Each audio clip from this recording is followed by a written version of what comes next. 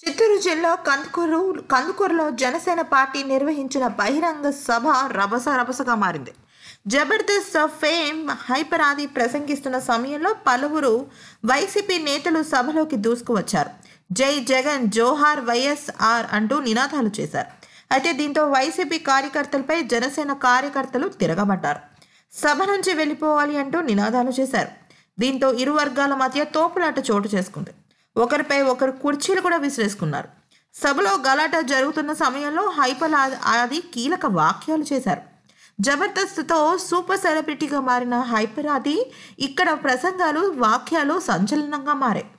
జనసేన గుర్తు గాజు గ్లాసు అని కింద పడితే పగిలిపోద్ది, కానీ ఎదురు తిరిగితే దిమ్మ తిరిగిపోద్ది అంటూ వార్నింగ్ ఇచ్చారు. జనసైన్యం దాడులకు భయపడదని దెబ్బకి రాటు తేలుతుందని స్పష్టం చేశారు.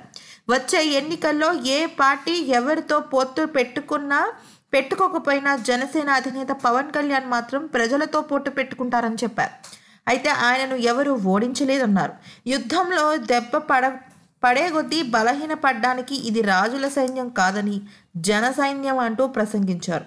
రాబోయే 4 నెలల్లో ఇలాంటి దాడులు ఉన్నా కూడా మేము వెనగడుగు వెయ్యబోమని, పవన్ కళ్యాణ్ జనసైన్యం అంటే అంతే మరి అని అన్నారు.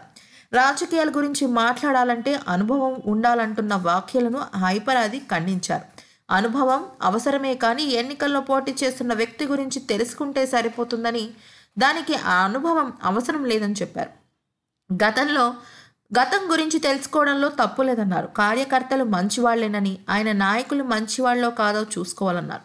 కార్యకర్తల కోసం ప్రాణాలిచ్చే నాయకుడు ఎవరైనా ఉన్నారా అంటే అది ఆది, ఒక్క పవన్ కళ్యాణ్ మాత్రమేనని, ఆయన రాబోయే ఎన్నికల్లో గెలిపించాలని కోరారు.